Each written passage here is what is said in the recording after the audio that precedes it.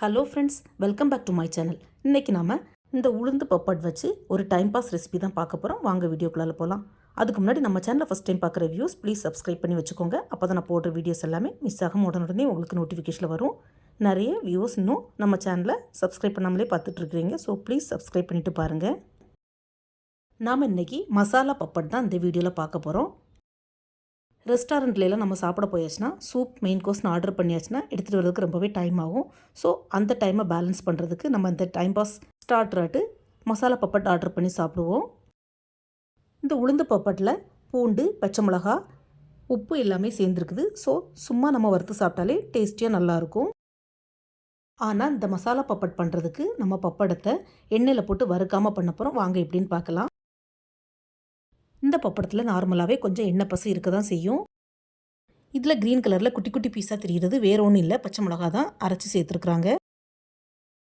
நம்ம ஊர் அப்பளத்தில் பார்த்திங்கன்னா சீரகம் சேர்த்துருப்பாங்க. பட் நான் இது மும்பையில் டிமார்ட்டில் தான் வாங்கினேன். இதில் சீரகம் அவ்வளோவா சேர்த்துருக்க மாட்டாங்க. இந்த பப்படத்தை சுடுறதுக்கு இப்போ இந்த மாதிரி ஒரு ஜாலி எடுத்துக்கலாம். கேஸ் ஸ்டவ்வுக்கு மேலே இந்த ஜாலியை வச்சு கேஸை பெருக்கிக்கலாம்.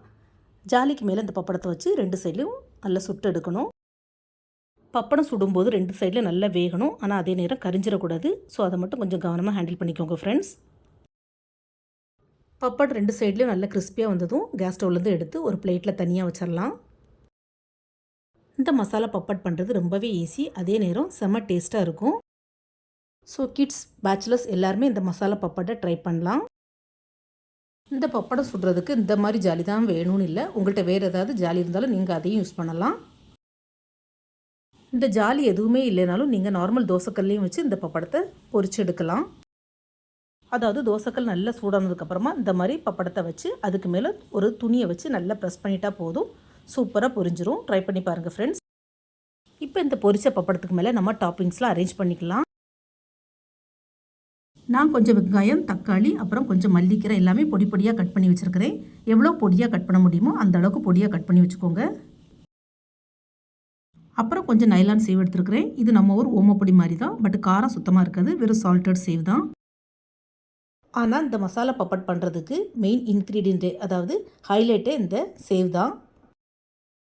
ஸோ இந்த நைலான் சேவை ஸ்கிப் பண்ணாமல் கண்டிப்பாக சேர்த்துக்கோங்க ஃப்ரெண்ட்ஸ். ஃபஸ்ட்டு பப்பட் மேலே ஒரு லேயர் வெங்காயத்தை தூவிக்கலாம். அதுக்கு மேலே ஒரு லேயர் டொமாட்டோவை தூவிக்கலாம். அதுக்கப்புறமா மல்லிக்கீரையை ஸ்ப்ரெட் பண்ணி விட்டுக்கலாம். இந்த நைலான் சேவை நம்ம லாஸ்ட்டாக தான் தூவி விடணும். ஃபஸ்ட்லேயே சேர்த்துட்டோன்னா ஒரு மாதிரி நமத்தது மாதிரி கொவுந்தது மாதிரி ஆயிரும். ஸோ டேஸ்ட்லெஸ்ஸாக இருக்கும். இப்போ இதுக்கு மேலே நம்ம கொஞ்சம் ஸ்பைசிலாம் ஆட் பண்ணணும். ஒரு பிஞ்ச் போல் ரெட் சில்லி பவுடர், அப்புறம் ஒரு பிஞ்ச் சாட் மசாலா, கடைசியாக கொஞ்சம் லெமன் ஜூஸை புழிஞ்சு ஊற்றிக்கலாம். ஃப்ரெண்ட்ஸ், இந்த மசாலா பப்பட்டுக்கு தனியாக உப்பு சேர்க்க வேண்டாம். ஏன்னா பப்பட்லேயும் உப்பு சேர்ந்துருக்கும், சாட் மசாலையும் கொஞ்சம் உப்பு சேர்ந்துருக்கும். அதனால் எக்ஸ்ட்ராவாக உப்பு தேவைப்படாது. அவ்வளோதான் ஃப்ரெண்ட்ஸ். இந்த மாதிரி மசாலாலாம் ஆட் பண்ணதுக்கப்புறமா நம்ம கிறிஸ்பியாக பப்பட் இருக்கும்போதே சாப்பிட்றணும். அப்படி இல்லைன்னா ஒரு மாதிரி நமத்தது மாதிரி ஆகி போயிடும். ரெஸ்டாரண்ட்டில் பார்த்திங்கன்னா இந்த மசாலா பப்பட், அதாவது ஸ்டார்டர் பப்பட் வாங்கினா 50 ருபீஸ் 60 ருபீஸ் ஆகும். ஸோ இனிமேல் நீங்கள் வீட்டிலேயே இந்த மாதிரி ட்ரை பண்ணி பாருங்கள். ஸோ எப்போ வேணாலும் இந்த பப்படை நினச்ச டைமில் வீட்டில் ஹைஜீனிக்காக செஞ்சு சாப்பிட்லாம். உங்களுக்கு மட்டும் இல்லை, உங்கள் கிட்ஸுக்கும் ரொம்பவே பிடிக்கும். ஃப்ரெண்ட்ஸ், நான் இதே மாதிரி வேறையும் நிறைய இன்ட்ரெஸ்டான யூனிக்கான ரெசிபிஸ் அண்ட் ஸ்நாக்ஸ் செஞ்சு அப்லோட் பண்ணியிருக்கிறேன். என்னுடைய சேனலை சப்ஸ்கிரைப் பண்ணி பார்த்துக்கோங்க. இந்த மசாலா பப்பட் வீடியோ பிடிச்சிருந்தால் மறக்காமல் SRV கலக்கல்ஸை லைக், ஷேர் அண்ட் சப்ஸ்கிரைப் பண்ணுங்கள். தேங்க்ஸ் ஃபார் வாட்சிங். See you soon in the next video. Bye.